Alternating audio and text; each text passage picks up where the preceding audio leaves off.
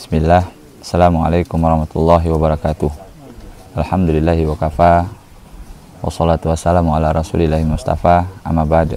Alhamdulillah, bersyukur kepada Allah Subhanahu wa taala atas nikmat dan karunia yang Allah Subhanahu wa taala berikan kepada kita. Alhamdulillah, kepada kaum muslimin kami menginformasikan, alhamdulillah Nabi SAW mengajarkan kita la yashkurullah ma yashkurun nas. Belum dikatakan bersyukur kepada Allah orang yang tidak berterima kasih kepada manusia. Dan kami mengucapkan jazakumullah khairan kepada kaum muslimin yang sudah banyak membantu pondok kita, yaitu Ponpes Jabal Uhud. Alhamdulillah, pada kesempatan hari ini kami menginformasikan dan kami mengajak kepada kaum muslimin untuk berinvestasi akhirat, yaitu pengadaan mesin air. Pada tahap pertama, alhamdulillah, kita pembuatan bak dan pengadaan mesin air sudah terpenuhi. Mengingat sebentar lagi akan masuk santri yang baru, dan alhamdulillah di sungai ini sangat meluap airnya, sehingga kami membuat bak yang kedua, alhamdulillah sudah siap. Tinggal bagaimana caranya untuk pengaliran air menuju ke Ponpes Jabal Uhud. Maka kami mengajak kepada kaum muslimin, yaitu ingin mengadakan mesin air agar supaya air bisa menyalurkan ke Ponpes Jabal Uhud. Dan Allah mengatakan wa ta'awanu 'alal birri wat taqwa, dan tolong menolonglah kalian dalam kebaikan dan bertakwa kepada Allah Subhanahu wa taala, dan fastabiqul khairat, dan berlomba-lomba dalam kebaikan. Jadi kami mengajak kepada kaum muslimin, marilah kita membantu proses pengadaan mesin air agar air yang di dalam kolam ini bisa tersalur ke pondok pesantren Jabal Uhud. Nabi SAW mengatakan, mandala ala khairi falahu misru ajlihi fa'ilihi. Barang siapa yang menunjuk suatu kebaikan kemudian diikuti orang tersebut, maka dia akan mendapat kebaikan dari orang tersebut. Dari barang siapa yang membantu mengimpakkan hartanya untuk sarana pembeli mesin air, maka dia akan mendapat pahala sebagaimana digunakan pondok pesantren itu untuk menghafal Quran dan mempelajari sunnah Nabi Sallallahu Alaihi Wasallam. Mungkin itu aja. Kami mengucapkan jazakumullah khairan atas kebaikannya. Subhanakallahumma bihamdika asyhadu an la ilaha illa anta astaghfiruka wa atubu ilaik. Assalamualaikum warahmatullahi wabarakatuh.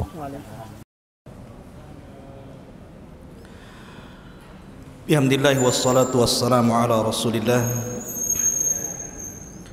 wa ala alihi wa sahbihi wa mawalah. Wala haula wala quwwata illa billahi wa ba'du. Ma'asyiral muslimin yang dimuliakan Allah Subhanahu wa taala, alhamdulillah pada malam hari ini kembali kita dipertemukan di Masjid Muhajirin. Semoga Allah Subhanahu wa taala senantiasa menjaga yang senang memakmurkan masjid ini, termasuk kita semuanya. Salawat dan salam kita aturkan kepada Rasul kita Muhammad sallallahu alaihi wasallam. Allahumma salli ala Muhammad wa ala alihi wa sahbihi wa man sara ala nahjihi ila yaumiddin. Pembahasan di malam hari ini kita akan membahas tentang kehebatan para ulama dalam sebuah perdebatan. Karena bagaimanapun Allah Subhanahu wa taala berfirman di dalam Al-Qur'anul Karim, ud'u ila sabili rabbika bil hikmati wal mau'idatil hasanati wajadilhum billati hiya ahsan. Ajaklah manusia ke jalan Rabbmu bil hikmah, dengan kebijaksanaan, dengan kelembutan, wal mau'idatil hasanah, dan dengan mau'idah, nasihat-nasihat yang baik. Wajadilhum billati hiya ahsan, ataupun dengan cara berdebat, tentu perdebatan yang baik. Artinya pada dasarnya dalam berdakwah itu kita mengedepankan akhlak yang baik ataupun kelembutan. Karena Allah Subhanahu wa taala memerintahkan Nabi sallallahu alaihi wasallam, wa in kunta ghalidal qalbi lan faddu min haulik. Kalau engkau keras wahai Muhammad di dalam dakwahmu, tentu mereka akan lari dari dakwahmu. Artinya asal dakwah itu kelembutan. Karena bagaimanapun kelembutan itu akan menghiasi segalanya. Atau dengan cara mau'idhah, nasihat-nasihat yang baik. Tapi terkadang dalam berdakwah itu juga perlu debat. Karena ada beberapa manusia yang tidak bisa dilembutkan hatinya dengan nasihat. Mungkin karena ada syubhat di kepalanya, sehingga terkadang perlu ada perdebatan. Dan itu yang dilakukan sejak zaman para sahabat dan juga para ulama salaf. Maka malam ini kita akan contohkan beberapa perdebatan dari zaman para sahabat Nabi sallallahu alaihi wasallam sampai kepada para ulama generasi terbaik umat ini, tabi'in, tabi'ut tabi'in, dan ulama-ulama ahli sunnah wal jamaah lainnya. Ma'asyiral muslimin yang dimuliakan Allah Subhanahu wa taala, kita mulai dari zaman para sahabat. Di masa Utsman ibn Affan radhiyallahu an, di akhir-akhir kekhilafahannya, kita tahu bahwa banyak orang-orang yang kemudian terpengaruh dengan ajaran Sabaiyah, pengikut Abdullah ibn Saba, seorang Yahudi Yaman yang pura-pura masuk Islam tapi ingin menghancurkan Islam. Maka dialah orang yang pertama yang melakukan pemberontakan dalam Islam kepada penguasa yang sah. Ketika di musim haji, karena Utsman ini kan sudah tua, sudah renta, tidak mungkin juga haji bersama para sahabat dari Madinah ke Mekah. Rupanya datang orang-orang dari beberapa negeri, dari Mesir, dari Irak, dari Kufah, ribuan, dan dipimpin oleh tokoh-tokoh mereka. Mereka datang untuk menuntut Utsman ibn Affan radhiyallahu anhu. Datang mereka ke kota Madinah.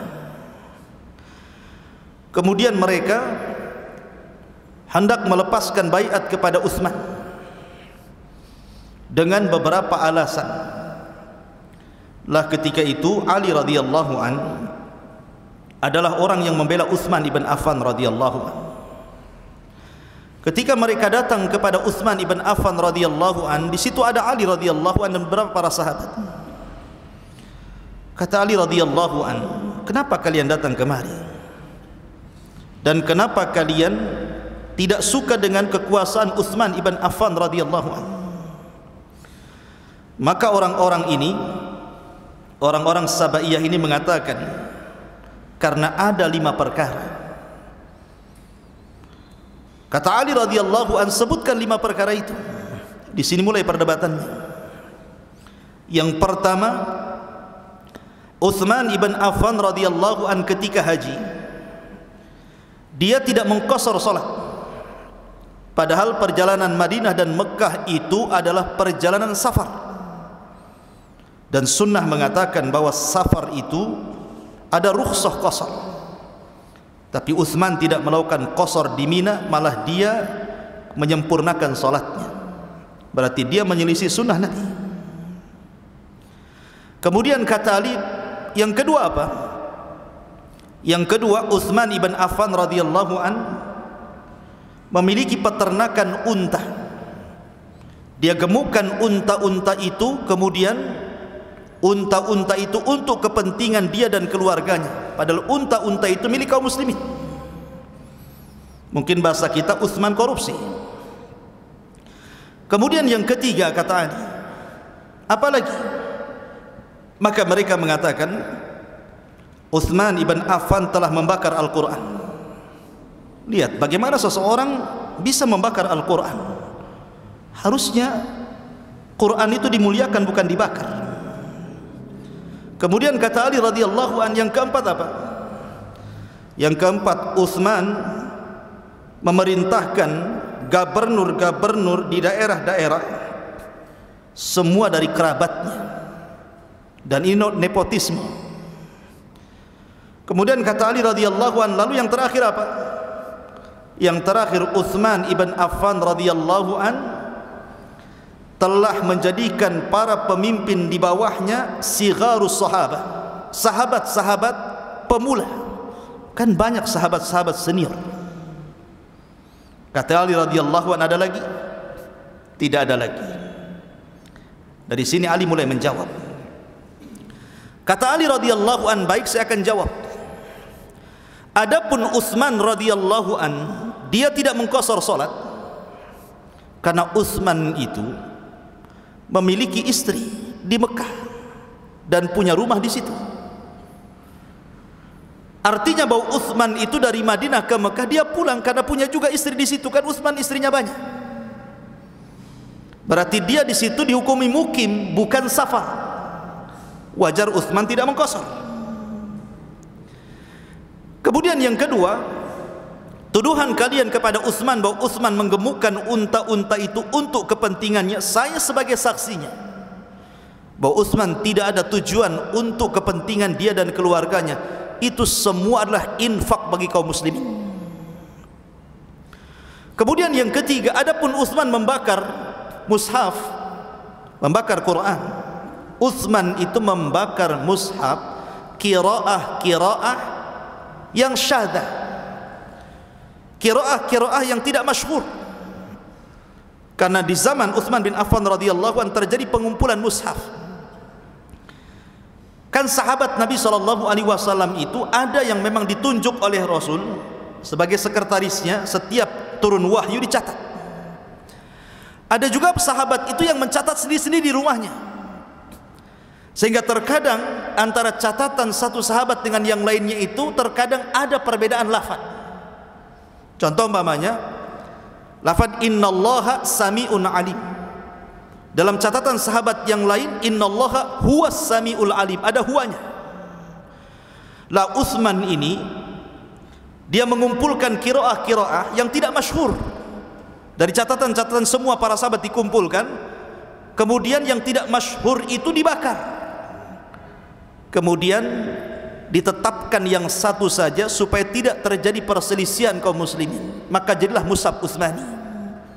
Dan itu tujuannya baik. Adapun kemudian Utsman ibn Affan radhiyallahu an, nepotisme. Dia menjadikan kerabat-kerabatnya menjadi pemimpin. Bukankah Nabi SAW juga sama? Yang menjadi pemimpin di zaman Rasul hanyalah orang-orang Quraisy. Dan seluruh khulafaur rasyidin juga semua dari Quraisy. Abu Bakar dari Quraisy, Umar dari Quraisy, Utsman dari Quraisy, Ali dari Quraisy, gitu. Tidak ada orang muhajirin. Semua orang, enggak ada orang Ansar, semua orang muhajirin. Lalu apa salahnya? Adapun kemudian Utsman, dia menjadikan para pemimpin di bawahnya sigharus sahabah, sahabat-sahabat pemula, bukan sahabat-sahabat senior. Rasul juga pernah melakukannya. Nabi SAW pernah memerintahkan Usamah bin Zaid yang ketika itu usianya di bawah 20 tahun untuk memimpin perang di akhir hayat Rasul untuk melawan orang-orang Romawi, sementara pasukannya Abu Bakar, Umar, Utsman, Ali dan sahabat-sahabat besar. Lalu apa salahnya? Dari sini kemudian mereka tidak bisa bicara, kemudian mereka pergi. Walaupun kemudian akhirnya Abdullah bin Sabah membuat siasat, dibuatnya surat kaleng, bahwa surat itu berisi kalau seandainya anak-anak muda ini balik ke Mesir, balik ke Irak, balik ke Kufah, bunuh mereka. Padahal surat itu surat palsu. Akhirnya kemudian mereka daripada pulang mati, balik lagi ke Madinah. Dari situlah terjadi tragedi pembunuhan Utsman.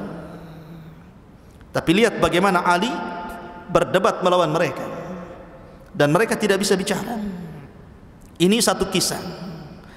Kemudian perdebatan yang lain, perdebatan Abdullah ibn Abbas radhiyallahu anhuma dengan Khawarij. Jadi ketika Ali radhiyallahu an berperang melawan Muawiyah, karena Muawiyah ketika itu enggan berbaiat kepada Ali, alasannya karena Muawiyah meminta para pembunuh Utsman itu ditangkap dan diadili. Setelah ditangkap dan diadili baru kami berbaiat. Tetapi Ali radhiyallahu an beristihad lain dan mengatakan tidak bisa. Baiat dulu saya, kita kumpulkan kekuatan, karena di belakang para pemberontak itu kabilah besar. Akhirnya tidak sepaham antara Ali dan Muawiyah. Terjadilah peperangan antara kubu Ali Madinah dan kubu Muawiyah yang ada di Syam, yang disebut dalam sejarah sebagai perang Siffin. Lah ketika kemudian perang itu banyak para sahabat meninggal. Tapi dari orang-orang yang meninggal itu, dari sini tampak bahwa kebenaran ada di pihak Ali, bukan di pihak Muawiyah. Ketika terbunuhnya Ammar ibn Yasir. Kenapa Ammar ibn Yasir menjadi patokan bahwa kebenaran ada di pihak Ali bukan di pihak Muawiyah? Karena Rasul pernah bersabda kepada Ammar ibn Yasir ketika membangun Masjid Nabawi, orang-orang bawa satu bata, dia bawa banyak bata karena kuat tenaganya. Maka Rasul memuji Ammar, tetapi Rasul mengatakan, ya Ammar sataqtuluka fi'atun baghiyah. Wahai Ammar, meninggalmu itu kau akan dibunuh oleh para pemberontak. Maka benar, rupanya Ammar meninggal pada perang Siffin, dan Ammar di kubu Ali bukan di kubu Muawiyah. Dari sini menunjukkan bahwa Ali adalah khalifah yang sah dan Muawiyah sebagai pemberontaknya. Dari sini kebenaran di atas Ali. Akan tetapi ketika di tengah-tengah perang ini terjadi gencatan senjata, karena terlampau banyak korban di antara banyak para sahabat Nabi SAW, maka dihentikan peperangan. Semua mengacungkan Al-Quran. Lah ketika itu Ali radhiyallahu an mengutus seseorang, sebagaimana kemudian Muawiyah juga mengutus seseorang untuk berunding. Di antara utusan itu adalah utusan Amr ibn As radhiyallahu an dan juga Abu Musa al-Ash'ari. Amr bin As diutus oleh Muawiyah bin Abi Sufyan, kemudian Abu Musa al-Ash'ari diutus oleh Ali radhiyallahu anhu, suruh berdamai dua orang ini. Kira-kira solusinya gimana supaya jangan perang? Maka terjadilah bulir-bulir kesepakatan. Akhirnya terjadi perdamaian. Ali pun dengan pasukannya pulang ke Kufah, karena ketika itu ibu kota dipindah dari Madinah ke Kufah. Di tengah jalan, rupanya pasukan Ali sebanyak 6.000 pasukan keluar dari kubu Ali. Tidak setuju dengan perundingan antara Abu Musa dan Amr bin As itu. Marah mereka. Yang 6.000 pasukan ini, yang belakangan disebutkan oleh ahli sejarah menjadi cikal bakal kelompok Khawarij. Akhirnya mereka pun nyasar ke sebuah daerah, bermukimlah di sebuah tempat di Kufah namanya Harurah. Lah melihat itu, bahwa pasukan Ali terpecah di sini, Abdullah bin Abbas radhiyallahu anhuma meminta kepada Ali radhiyallahu an untuk diizinkan mendebat mereka. Tapi Ali radhiyallahu an ketika itu melarang, karena tahu bahwa ya kalau selamat, kalau enggak bisa saja Abdullah bin Abbas akan dibunuh oleh mereka. Tapi Abdullah bin Abbas meyakinkan Ali bahwa dia akan selamat. Berangkatlah Abdullah bin Abbas radhiyallahu anhuma dengan pakaian yang sangat indah, dengan pakaian yang sangat indah dari Khullatul Yaman. Tujuannya Abdullah ibn Abbas sebenarnya ingin merendahkan orang-orang Khawarij itu. Maknanya bahwa mereka sendiri tidak paham agama, bahkan soal baju saja mereka tidak paham, apalagi soal agama gitu maksudnya. Maka dia menggunakan pakaian yang paling bagus dipakai, dia sisir, dia kasih wangi-wangi, kemudian dia berangkat menuju orang-orang Khawarij yang keluar dari pasukan Ali itu. Ketika sampai di tengah-tengah orang Khawarij merendahkan Abdullah ibn Abbas dan mengatakan, ya subhanallah, pakaian apa yang kau pakai? Karena kebiasaan orang-orang Khawarij itu zuhud, istilah mereka, pakaian seadanya gitu kan. Mereka tidak paham makna zuhud. Jadi kalau zuhud itu izinnya pakai compang-camping, janganlah pakai yang bagus-bagus gitu kan. Mereka merendahkan Abdullah ibn Abbas radhiyallahu anhu. Maka Abdullah ibn Abbas radhiyallahu anhu mengatakan, apa salahnya dengan pakaian saya? Bukankah Nabi SAW pernah memakai pakaian yang jauh lebih indah dibandingkan saya? Kemudian Nabi SAW membacakan ayat, Kul man harrama zinatallah li ibadihi wat tayyibatu min rizki. Bukankah Allah berfirman, siapa yang mengharamkan perhiasan Allah bagi hambanya dan kebaikan dari rizkinya?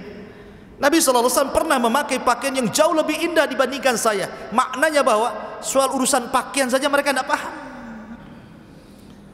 Kemudian kata Abdullah bin Abbas, apa masalah kalian sehingga keluar dari baiat kalian kepada Ali radhiyallahu anhu? Kenapa kalian keluar dari barisan Ali, kemudian menyempil di daerah sini? Akhirnya satu di antara pimpinan mereka mengatakan, karena 3 perkara. Apa itu 3 perkara itu? Mereka mengatakan, 1, Ali radhiyallahu anhu melibatkan kami dalam perang melawan Muawiyah bin Abi Sufyan. Ketika kami sudah semangat berperang, tiba-tiba perang berhenti. Kemudian Ali mengutus hukum dengan cara mengutus seseorang. Dia tidak menegakkan hukum Allah. Kenapa Ali radhiyallahu an dalam urusan besar meletakkan seseorang untuk memutuskan hukum ini? Padahal hukum itu milik Allah. La hukma illallah, tidak ada hukum kecuali hukum Allah. Wa man lam yahkum bima anzalallah faulaika humul kafirun. Barang siapa yang tidak berhukum dengan hukum Allah, kafir dia, katanya. Oh, gara-gara itu. Ya. Yang kedua apa? Yang kedua, kenapa kita berhenti perang? Kenapa tidak dilanjutkan sampai siapa yang kalah, siapa yang menang? Kemudian ketika kita sudah hampir mengalahkan mereka, tiba-tiba Ali melarang kami untuk menawan tentara Muawiyah. Tidak boleh mengambil harta ghanimahnya. Ini maksudnya apa? Kalau seandainya orang-orang Muawiyah itu adalah orang kafir, harusnya halal harta rampasan perangnya dan halal orangnya untuk ditawan. Kalau seandainya mereka muslim, kenapa Ali ngajak kami perang? Kenapa kita memerangi orang sesama muslim? Oh, ini subhat yang kedua nih. Lalu yang ketiga, Ali menghapus dalam perjanjian antara dia dan Muawiyah, dia tidak mau disebut Amirul Mukminin. Kalau dia tidak mau disebut Amirul Mukminin, berarti dia Amirul Kafirin. Kalau dia tidak mau disebut pemimpin kaum muslimin, berarti dia pemimpin orang kafir. Cuma 2 mukmin kafir saja. Oh, ini kan dahsyat ini. Kata Abdullah bin Abbas radhiyallahu anhu, baik, saya akan jawab. Adapun kenapa Ali radhiyallahu anhu mengutus seseorang untuk bernamai antara Abu Musa al-Ash'ari dalam satu pihak dan di pihak lain Amr bin As? Bukankah Al-Quran mengatakan, fab'athu hakaman min ahlihi wa hakaman min ahliha?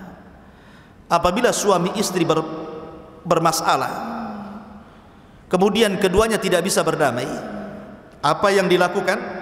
Utuslah satu utusan dari keluarga laki-laki dan utuslah satu utusan dari keluarga perempuan, biar utusan itu yang berdamai.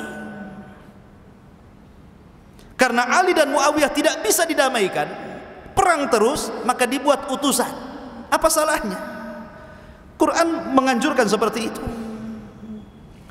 Yang kedua, kalau kalian mengatakan bahwa kenapa kami tidak boleh menahan tawanan mereka, sekarang saya tanya, Aisyah radhiyallahu anha ummul mukminin, dia membela siapa? Dia membela Muawiyah, membela Utsman, kematian Utsman. Dia di kubu Muawiyah.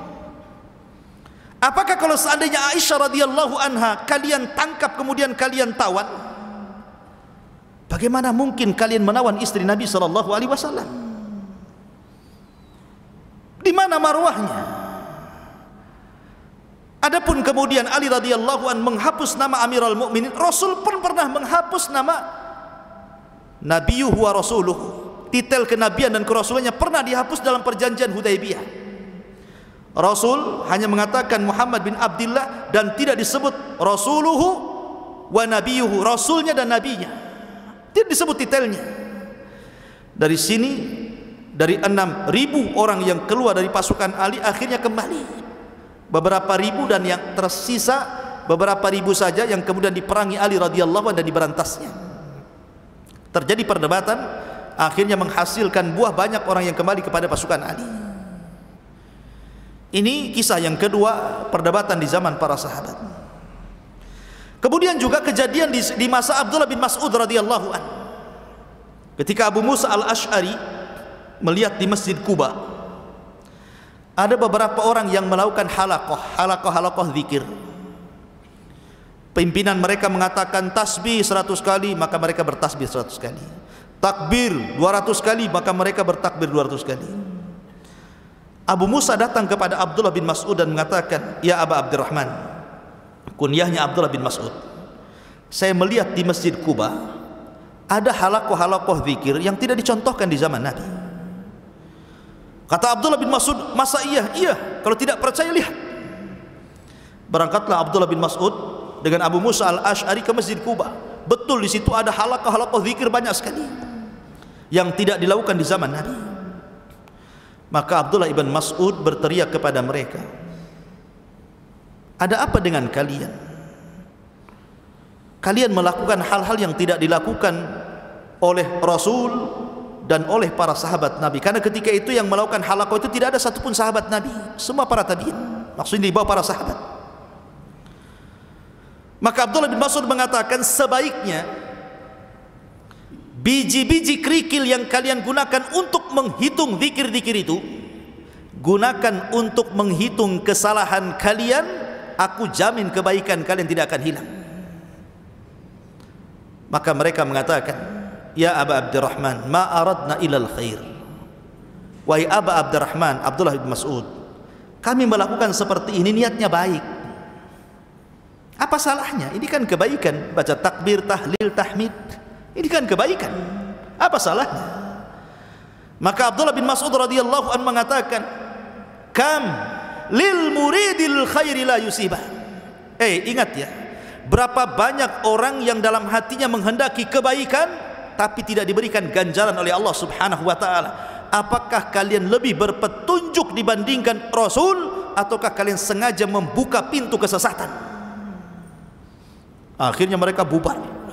Itu dibubarkan Abdullah ibn Mas'ud. Rupanya ketika terjadi perang Nahrawan antara Ali dan kubu Khawarij, orang-orang yang melakukan halaqah zikir yang ditegur Abdullah ibn Mas'ud itu, mereka semua berada di belakang tentara Khawarij. Kata Al-Imam Al-Barbahari rahimahullahu ta'ala, lihat, terkadang kesesatan itu berawal dari yang kecil, kemudian membesar, akhirnya menjadi kufur. Ini di zaman para sahabat, banyak perdebatan di zaman para sahabat. Cuman kita akan, karena waktu juga, kita masuk pada perdebatan para ulama. Zaman para tabi'in, tabi'ut tabi'in, atba'ut tabi'in. Abu Hanifah, tabi'in berarti Abu Hanifah. Karena Abu Hanifah itu pernah melihat sahabat Nabi Anas bin Malik. Makanya para ulama memasukkan Abu Hanifah itu tabi'in, generasi kedua setelah sahabat, karena pernah melihat sahabat walaupun tidak meriwayatkan dari sahabat. Karena Anas bin Malik itu usianya panjang sampai 100 tahun, anaknya banyak, Anas bin Malik itu, dan dia sahabat yang terakhir meninggal di Basra. Lah, suatu ketika Abu Hanifah ini masih kecil. Abu Hanifah itu masih kecil. Dia punya guru namanya Hammad. Hammad itu guru yang sangat mempengaruhi Abu Hanifah. Abu Hanifah ini suatu ketika bermimpi, mimpinya aneh. Dalam mimpinya itu dia melihat ada pohon besar sekali, rindang. Tiba-tiba ada babi. Babi ini jalan menuju pohon itu, kemudian bernaung di bawah pohon itu babi itu. Ketika lagi enak-enak dia duduk di bawah pohon itu babi itu, tiba-tiba ada dahan jatuh, ranting patah, kemudian jatuh, kena pula kepala babi itu. Babi ini langsung lari, kaget. Tapi selang beberapa waktu babi ini datang lagi, kemudian duduk lagi di bawah pohon itu. Aneh mimpinya. Abu Hanifah ingin bertanya kepada gurunya Hammad tentang takwil mimpi ini. Datanglah Abu Hanifah, dia murid yang paling kecil, Hammad masih kecil usianya. "Wahai Imam Hammad, aku bermimpi seperti ini, seperti ini." Tapi ketika itu Hammad tidak mengomentari mimpinya Abu Hanifah. Justru Hammad itu kayaknya ada sesuatu dalam pikirannya itu, kayak orang bingung. Sehingga Abu Hanifah bertanya, "Ya Imam, ada apa dengan kamu? Saya ini bertanya soal takwil mimpi." Kata Hammad, "Ya Abu Hanifah, aku lagi bingung. Kenapa? Datang utusan kepadaku bahwa ada undangan debat dari Rais Zanadiqah, pimpinan zindik. Zindik itu maksudnya orang-orang munafik. Mengajak debat para ulama di daerah kita ini, dan aku yang disuruh untuk menghadapinya oleh Amirul Baldah, oleh gubernur daerah itu. Aku pula mewakili semua para ulama," kata Hammad. "Sementara aku bingung, yang diperdebatkan ini soal ketuhanan. Bagaimana mungkin aku akan berdebat dengan orang-orang zindik soal ketuhanan, sesuatu yang tidak bisa dilihat? Ini kalau aku berdebat akan memfitnah manusia." Kata Abu Hanifah, "Allahu Akbar, aku baru paham takwil mimpiku wahai imam," katanya. "Aku baru paham takwil mimpiku." Padahal Imam Hammad tidak menjelaskan takwilnya. Kata Abu Hanifah, "Subhanallah, aku baru paham takwilnya," katanya. "Ada apa dengan anda wahai Abu Hanifah?" kata Hammad.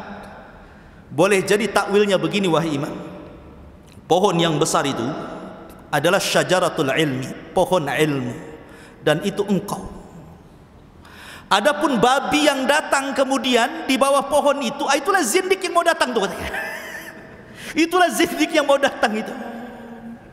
Adapun ranting yang jatuh itu kemudian kena kepala si babi itu aku tuh. Aku yang akan mengusirnya," katanya. Adapun babi itu kemudian pergi dan datang lagi, dia sudah bertobat karena sudah kupentung itu kepalanya, katanya kan. Hammad ketawa saja. "Subhanallah," katanya Abu Hanifah, "baru tahu aku takwil mimpinya," katanya. "Kalau begitu ya imam, tugaskan aku yang mendebat mereka," katanya. "Biar aku saja yang mendebat mereka. Kalau aku kalah," kata Abu Hanifah, "wajar, aku anak kecil. Anak kecil kalah debat wajar. Tapi kalau aku menang, aku akan katakan saya tilmidh Hammad, saya muridnya Hammad. Kau akan bangga denganku," katanya. Kata Hammad, "Ya sudah, pergi kau sana," katanya. Berangkat Abu Hanifah ini. Ini orang-orang sudah kumpul nih. Sudah kumpul. Orang-orang zindik ini sudah kumpul. Kemudian gubernur sudah menyaksikan dalam perdebatan itu. Ditunggu-tunggu Hammad tidak datang-datang. Yang datang pula anak kecil, Abu Hanifah. Ya. Kata Ra'su Zanadiqah ini, kepala zindik ini mengatakan, "Aina Hammad? Di mana Hammad?" Kata Abu Hanifah, "Imam Hammad tidak datang dan dia mengutus aku." Kata mereka, "Saya tidak mungkin melayani anak kecil. Saya ingin melayani Ra'sul Ulama, pemimpin para ulama di sini." Kata Abu Hanifah, "Saya katakan, guruku Hammad mengatakan bahwa perdebatan ini bukan perdebatan besar. Perdebatan ini perdebatan kecil. Dan saya murid yang paling kecil, makanya dia mengutus yang paling kecil." Abu Hanifah itu. Ya. Ini perdebatan kecil, tidak mungkin guruku yang menghadapi. Karena ini perdebatan kecil, makanya dia mengutus murid yang paling kecil, dan akulah yang paling kecil dari muridnya. Sudah, jangan banyak bicara. Kira-kira apa yang mendebatkan dengan saya?" Beraninya Abu Hanifah, masih kecil dia. "Baik," katanya orang zindik ini, "saya akan tanya kepadamu banyak soalan. Silahkan tanyakan saja. Pertama," katanya, "kapan Tuhanmu dilahirkan? Sejak kapan Tuhanmu dilahirkan? Apakah Tuhanmu itu ujug-ujug ada bahasa kitanya, ataukah dilahirkan?" Kata Abu Hanifah, "Lam yalid wa lam yulad." Tuhan itu tidak dilahirkan dan tidak melahirkan. Kalau Tuhan itu dilahirkan atau melahirkan, tentu dia punya orang tua, dan dia tidak punya orang tua. "Oh gitu ya? Saya tanya lagi. Kalau memang Tuhanmu tidak dilahirkan, sejak kapan adanya Tuhanmu itu? Kapan waktunya?" Maka kata Abu Hanifah, "Tuhanku dan Tuhan kalian itu sudah ada sejak belum ada waktu, belum ada tempat, belum ada apapun di alam semesta ini, dia sudah ada. Saya akan tanya balik, kata Abu Hanifah, berapa angka sebelum 3? Mereka mengatakan 2. Berapa angka sebelum 2? Mereka mengatakan 1. Berapa angka sebelum 1? Enggak ada, katanya kan. Kata Abu Hanifah, kalau angka saja sebelum 1 tidak ada apa-apa, maka sama juga dengan Allah. Ketika Allah itu ada, maka sebelumnya tidak ada apa-apa. Tidak ada waktu, tidak ada tempat, tidak ada apapun. Dia satu-satunya. Kalau terjadi kepada angka, kenapa tidak terjadi kepada Allah Azza wa Jalla? Mereka terdiam. Kemudian mereka mengatakan, ya Abu Hanifah, kalau begitu, kemana Tuhanmu mengarah? Kalau seandainya Tuhanmu mengarah ke barat, kemudian orang-orang barat bermaksiat, akhirnya mengarah lagi ke timur, rupanya orang-orang timur bermaksiat, kemudian mengarah lagi ke selatan, rupanya orang selatan bermaksiat, dan begitu seterusnya. Sebenarnya Tuhanmu itu ngarah kemana? Ke baratkah, ke timurkah, atau kemana? Kata Abu Hanifah, gini saja, kamu lihat lampu ini, lampu yang menerangi di sini. Ketika kita nyalakan lampu di sebuah ruangan, kemana arah cahaya lampu itu? Apakah arah cahaya lampu itu ke satu titik, ke barat saja, atau ke utara saja, atau ke timur saja, atau ke selatan saja? Maka mereka mengatakan, ya cahayanya ke semua arah, katanya. Kalau itu terjadi pada lampu, bahwa cahayanya bisa mengarah ke semua arah, maka Allah Tuhanku dan Tuhan kalian tentu lebih hebat dibandingkan lampu. Dia tidak mengarah ke satu titik, tapi semua mengarah ke satu alam semesta ini. Setelah itu mereka bertanya lagi, ya Abu Hanifah, kalau begitu siflana rabbak, coba sifatkan Tuhanmu kepada kami. Apakah dia padat seperti batu? Apakah dia cair seperti air? Ataukah dia melayang seperti asap? Tuhanmu itu seperti apa, katanya. Kata Abu Hanifah, pernah enggak kau duduk di samping orang sakit? Pernah? Pernahkah kau melihat orang sakit sampai mati? Pernah? Oh, kau lihat orang itu mati? Iya, kami melihat dia mati. Kamu melihat kematiannya? Kami melihat kematiannya. Orang hidup itu karena ruh, dan orang mati karena ruhnya hilang. Berarti kalian melihat ruh ya? Berarti kalian melihat ruh ya? Ketika melayang dari tubuh orang, kalian melihat ruh ya, katanya. Ya, tidak melihat ruh lah ya Abu Hanifah. Seandainya kalian bisa mensifatkan ruh kepada saya akan sifatkan Tuhan saya kepada kalian, katanya. Kan dibalik sama dia. Artinya ketika kalian tidak sanggup mensifatkan ruh, bagaimana saya mensifatkan Tuhan? Ruh itu bagian daripada makhluknya. Akhirnya mereka terdiam. Sampai akhirnya mereka bertanya lagi soal penduduk sorga. Ya Abu Hanifah, saya dengar bahwa penduduk sorga itu kerjanya makan minum, tapi tidak buang hajat. Kok bisa, katanya? Kan gitu ya. Makan aja, minum saja. Lalu isi perutnya kemana dibuang? Kata Abu Hanifah, begini saja, saya, kalian, atau semua orang pernah hidup di dalam perut ibu kita kan 9 bulan, dan bayi dalam kandungan ibu itu tidak mungkin tidak ada asupan makanan dan minuman. Pasti ada asupan makanan, pasti ada asupan minuman.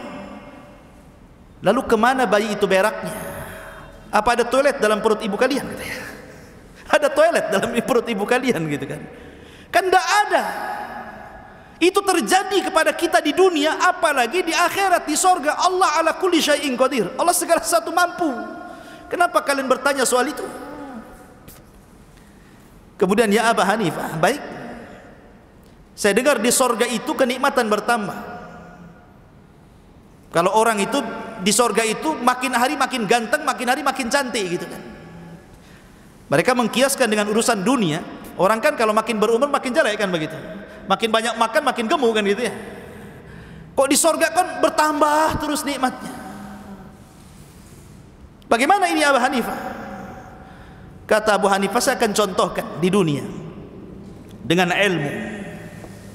Ilmu ini kalau diajarkan seperti saya seperti ini nih, mengajarkan ilmu sama antum, maka pengetahuan saya bertambah dan bertambah.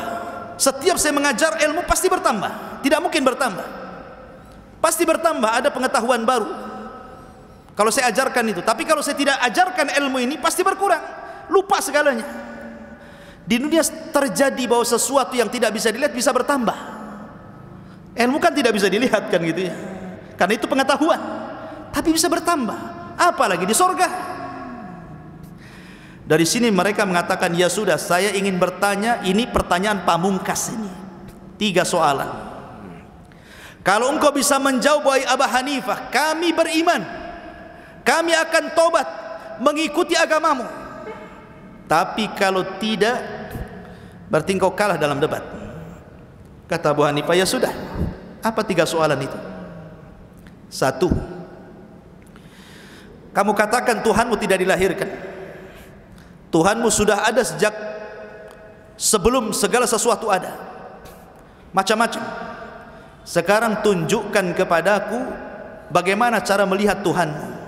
1. Yang kedua, Tuhanmu telah menciptakan iblis atau jin dari api,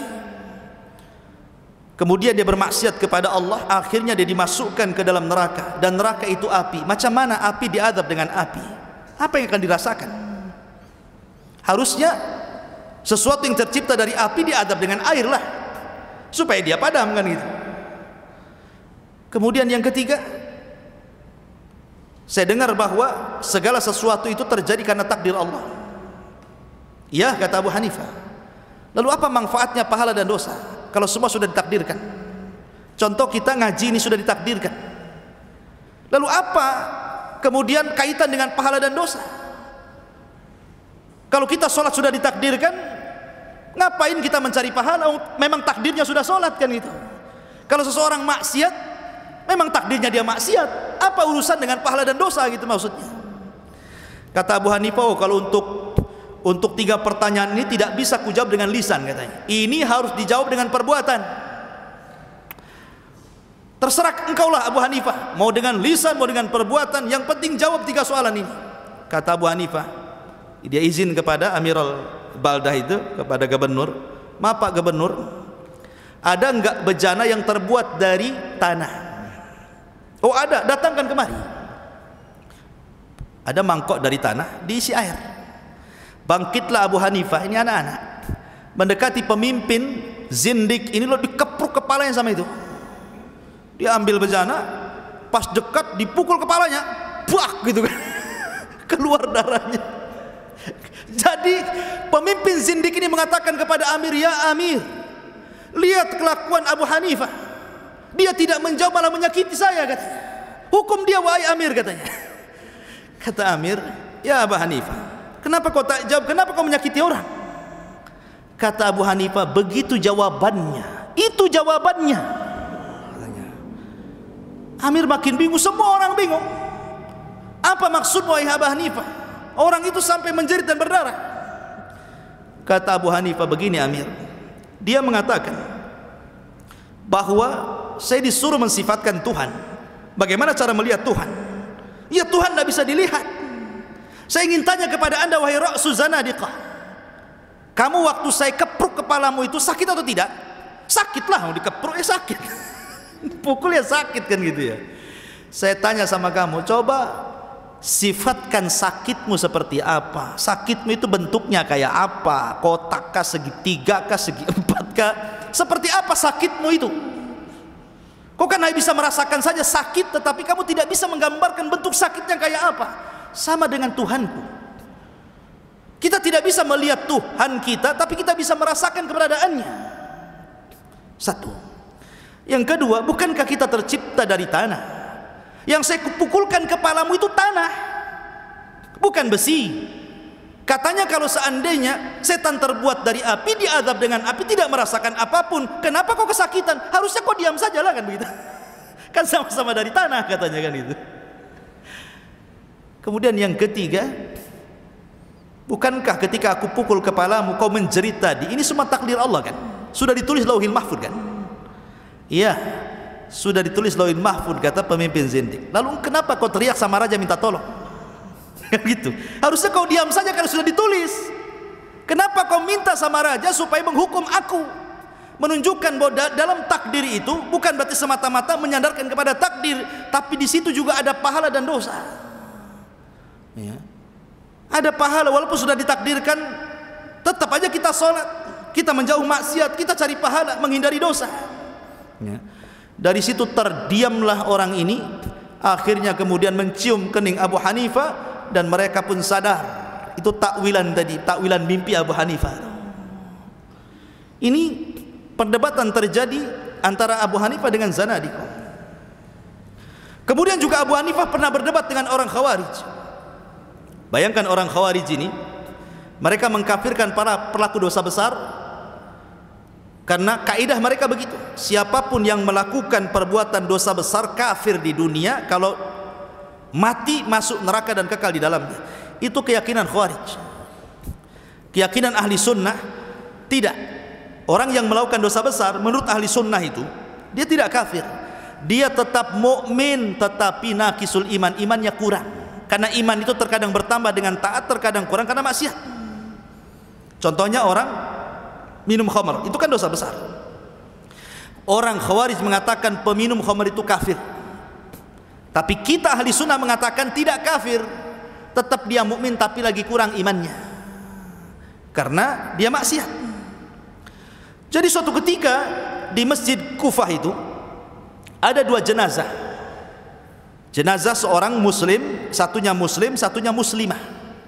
Yang satunya si muslim ini mati karena minum khamar, overdosis, mungkin yang diminum oplosan, mati dia. Yang satunya seorang wanita berzina kemudian hamil saat melahirkan, mati.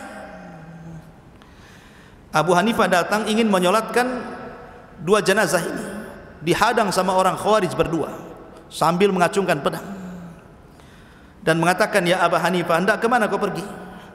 Saya ingin menyolati dua orang muslim dan muslimah itu, yang satu minum khamar mati, yang satu berzina hamil kemudian mati. Kata orang Khawarij ini, ya Abu Hanifah, saya ingin tanya sebelum kau masuk ke masjid, bagaimana hukum keduanya?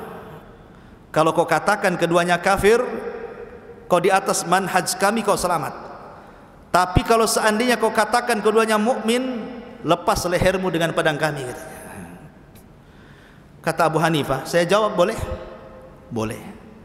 Kata Abu Hanifah, itu jenazah berdua itu orang Yahudiyah, bukan dia muslim, tapi dia mati dalam kondisi minum khamar, yang satunya berzina. Oh, berarti bukan orang Yahudi? Bukan. Kalau gitu dia Nasrani. Bukan dia muslim, tapi dia mati minum khamar sama berzina. Oh, berarti bukan Nasrani? Bukan. Kalau begitu dia Yahudi, dia Majusi. Bukan Majusi, dia muslim. Mati meninggal karena minum khamar sama berzina. Lah kalau kalian mengatakan muslim, selesailah kan gitu. Kalian mengatakan muslim. Dari situ geleng-geleng orang ini. Saya tidak menghukumi dia muslim, kalian sendiri yang mengatakan muslim. Saya tanya Yahudi, kalian bukan. Saya tanya Nasrani, kalian katakan bukan. Saya tanya Majusi, kalian katakan bukan. Justru kalian mengatakan muslim, ya sudah selesai, berarti dia muslim. Biarkan saya sholat sama dia. Saya sholati dia, katanya kan.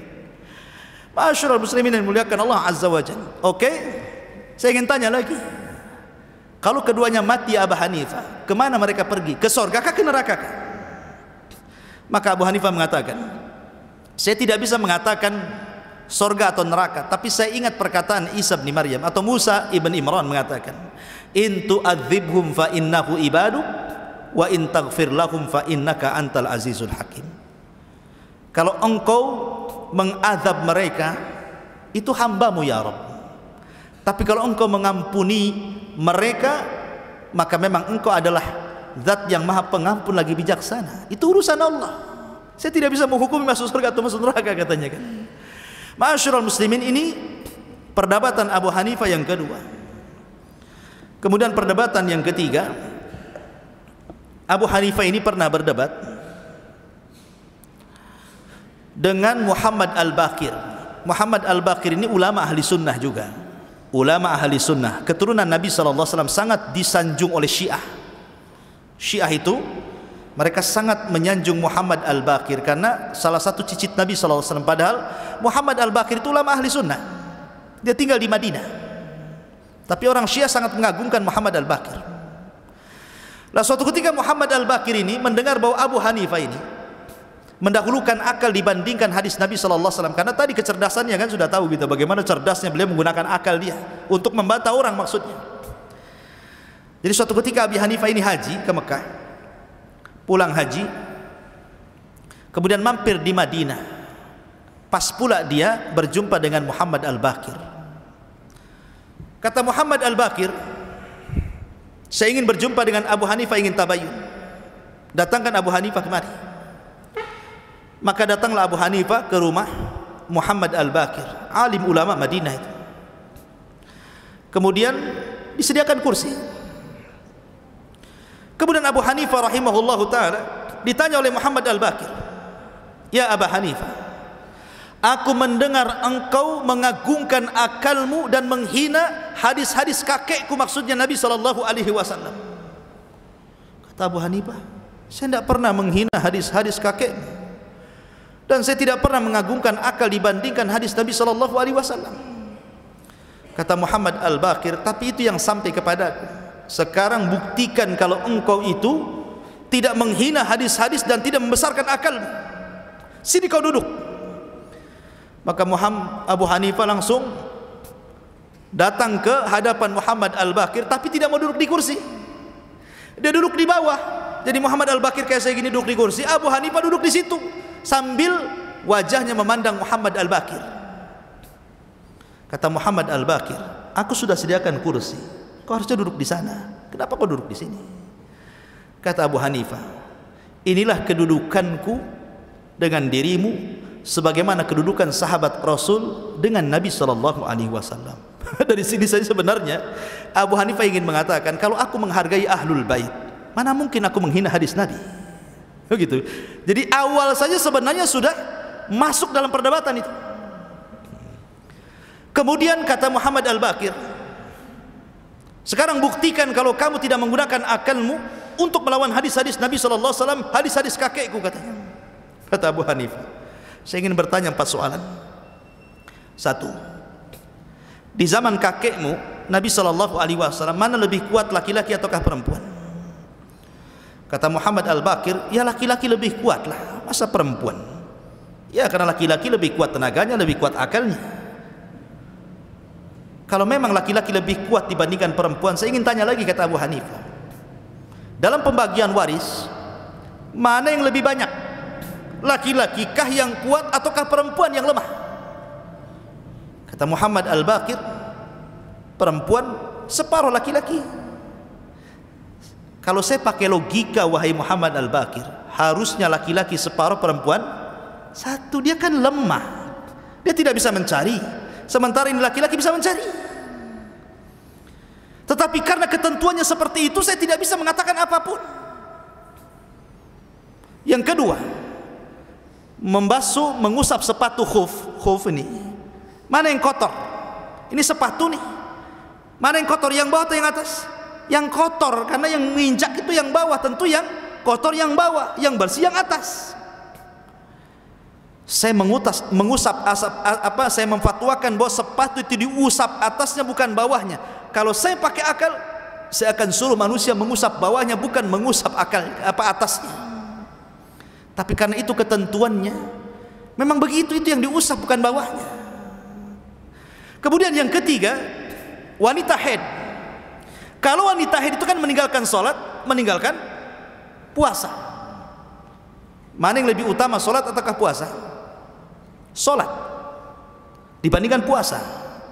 Tetapi kenapa yang diperintah mengqadha justru puasa, sholat tidak diperintah qadha? Harusnya sholat yang diqadha, puasa tidak, karena sholat lebih hebat dibandingkan puasa. Tapi karena memang nasnya seperti itu, ya mau diapakan. Dan yang terakhir, mani dan kencing. Ya. Mana yang lebih najis? Kencing apakah mani? Kencing najis, mani tidak najis. Makanya Rasul pernah sholat, di sarungnya ada maninya.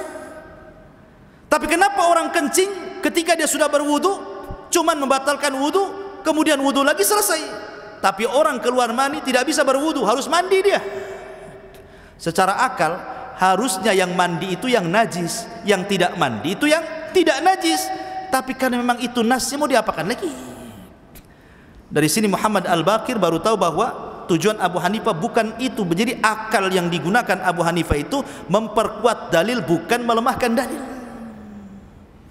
Ini perdebatan Abu Hanifah di zaman tabi'in. Taib. Kemudian kita beralih kepada perdebatan ulama yang lainnya. Di zaman itu ada orang namanya Muhammad Al-Baqillani. Muhammad Al-Baqillani. Memang secara akidah dia mutakallimin ahli kalam, tapi kita tidak membahas akidahnya, kita membahas perdebatannya. Karena walaupun dia ahli kalam, Syekhul Islam Ibnu Taimiyah selalu menukilkan perkataannya. Salah satunya adalah Muhammad Al-Baqillani itu kan anak muda paling cerdas di zamannya.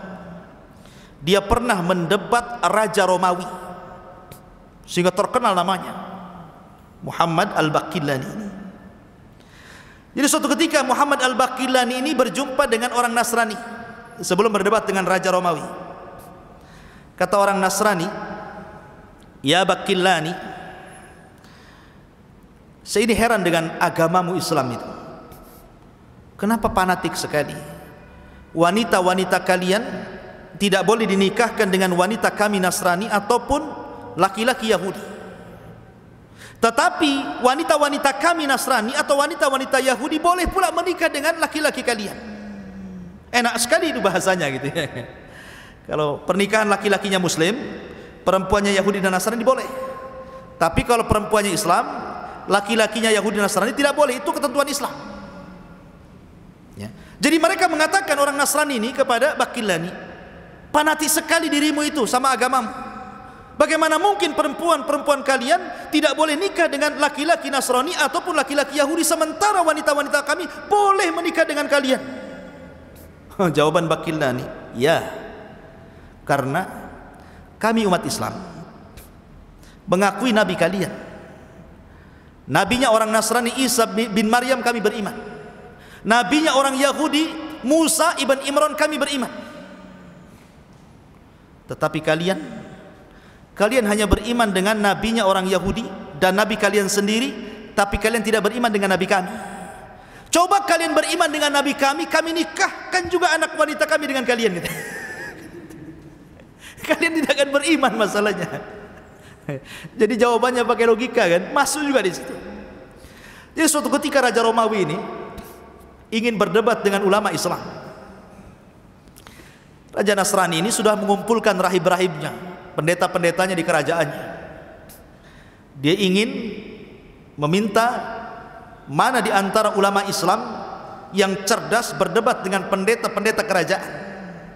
Jadi Raja Romawi mengutus ke semua daerah pakai surat.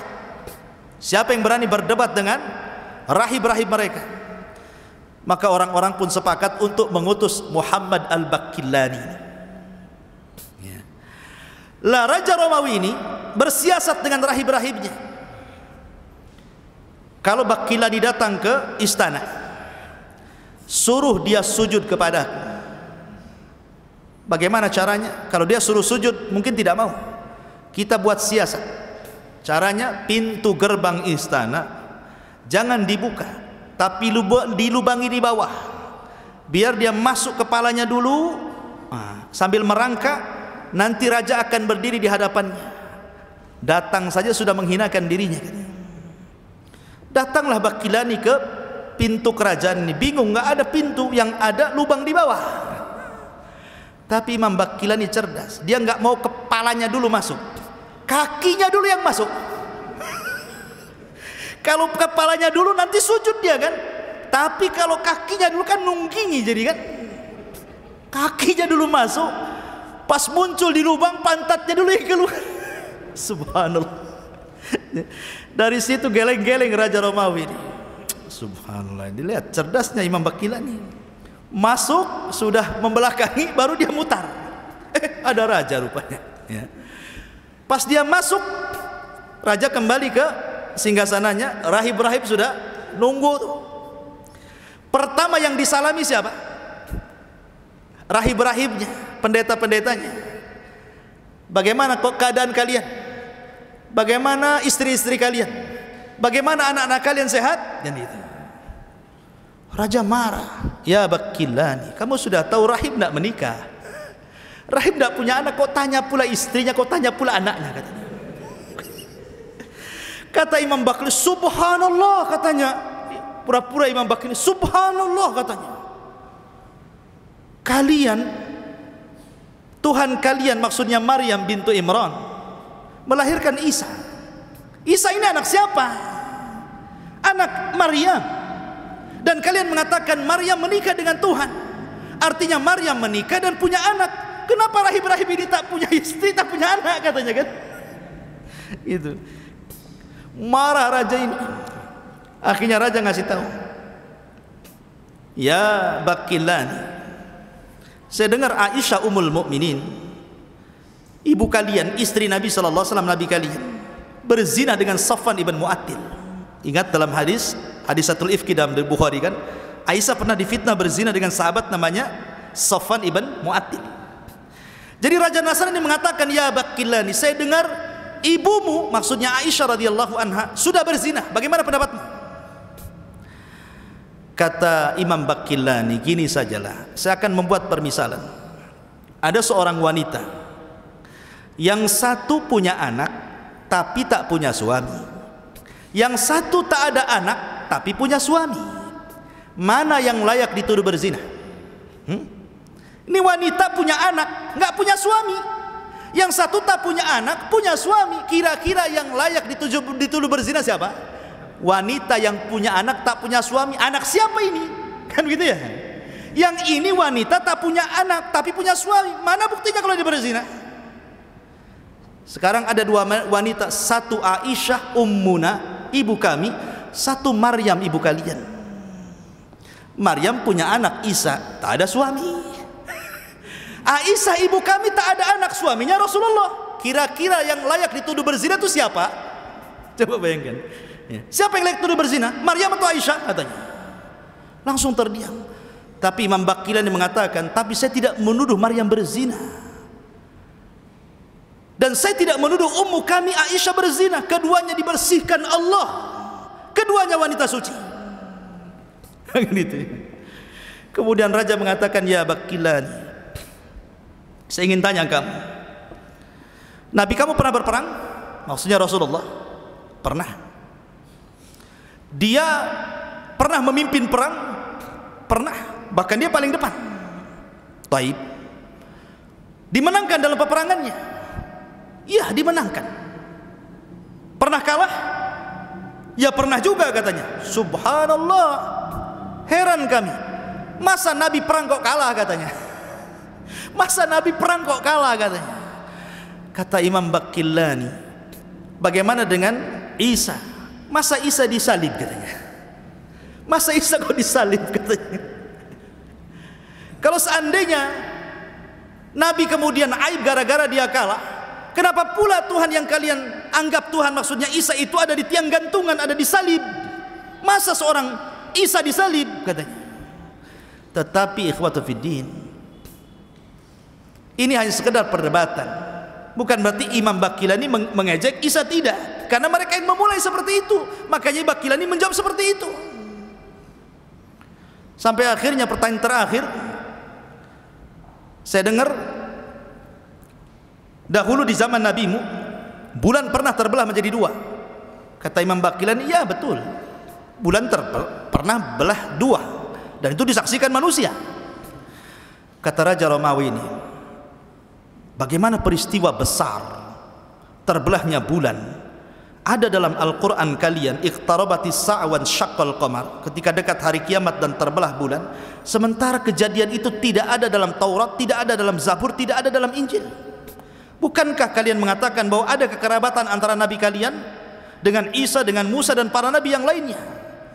Mereka satu ayah tapi berbeda ibu. Kenapa tidak dicantumkan dalam Taurat, Injil dan Zabur? Imam Baqillani malah menjawab balik, loh, kalau ada kekerabatan, kenapa pula tidak ditulis, katanya. Harusnya kan ditulis, kan itu. Dibalik pertanyaannya, kan itu. Kalian mengatakan ada kekerabatan, kenapa tidak ditulis, gitu. Jadi dibalik pertanyaannya sama Imam Baqillani. Dari sini menunjukkan apa? Lihat bagaimana para ulama dalam berdebat.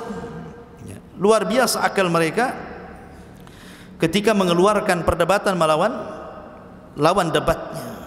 Dan banyak lagi, seperti ketika Al-Adrami, muridnya Imam Ahmad, berdebat dengan Mu'tazilah Ahmad ibn Abi Du'ab masalah Al-Quran makhluk. Ahli sunnah mengatakan Al-Quran kalamullah, tetapi orang Mu'tazilah mengatakan Al-Quran makhluk. Maka dihadirkanlah Ahmad bin Abi Du'ab dengan muridnya Imam Ahmad yang namanya Al-Adrami itu. Kata Adrami kepada Ahmad bin Abi Du'ab, karena dia mengatakan Quran makhluk, saya ingin tanya kamu, apakah perkataan Al-Quran makhluk itu diketahui oleh Rasulullah, diketahui oleh Abu Bakar, Umar, Utsman dan Ali? Jawab. Kalau seandainya dia mengatakan diketahui, tentu akan ada susulan pertanyaan, mana dalilnya? Kalau seandainya tidak diketahui, berarti engkau lebih cerdas dibandingkan Rasul, Abu Bakar dan Umar, kan begitu ya. Jadi ini kan repot jawabannya. Awalnya dia mengatakan tidak diketahui, akhirnya kemudian dia mencabut kata-katanya, oh diketahui. Oh baik, kalau diketahui, dari mana kau mengetahuinya? Bahwa itu dikatakan Rasul, dikatakan para sahabat, dikatakan Abu Bakar, Umar dan Utsman. Ya, karena itu konsekuensinya masalahnya. Dari mana kau tahu?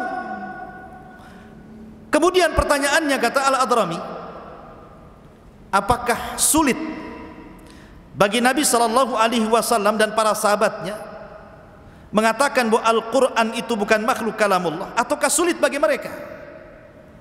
Apakah sulit bagi Rasul dan para sahabat mengatakan Al-Quran makhluk, ataukah tidak sulit bagi mereka? Maka Imam Al-Adrami memaksa untuk supaya dijawab oleh Ahmad bin Abi Du'ab. Kata Ahmad bin Abi Du'ab, ya tidak sulit bagi Rasul mengatakan Al-Quran makhluk. Baik, kalau tidak sulit, sekarang mana dalilnya? Mana hadisnya kalau Rasul mengatakan seperti itu? Mana kalau Rasul mendakwahkan Al-Quran itu makhluk? Kalau kau katakan, oh sulit bagi Rasulullah, apa yang sulit bagi Rasulullah, kenapa kalian jadi mudah bagi kalian? Harusnya kalau Rasul tidak mengatakan, jangan pula kau katakan, begitu maksudnya. Dan begitulah perdebatan para ulama ikhwatu fiddin, luar biasa. Jadi banyak ada perdebatan Imam Ahmad melawan Mu'tazilah, Imam Syafi'i melawan mulhidin, gitu kan, orang-orang mulhid. Itu banyak sekali, dan kalau dikaji itu menarik sekali. Cuman waktu sudah jam 9 dan kita batasi sampai jam 9 saja. Tapi sebelum saya tutup, mungkin kita buat 5 menit saja bertanya jawab. Silakan kalau ada yang mau bertanya.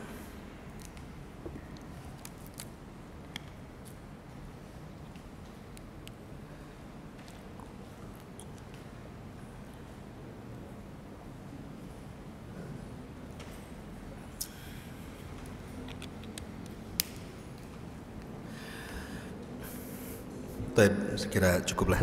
Ada tanya jawab. Subhanakallahumma bihamdika asyhadu an la ilaha illa anta astaghfiruka wa atubu ilaik. Allahu ta'ala. Assalamualaikum warahmatullahi wabarakatuh.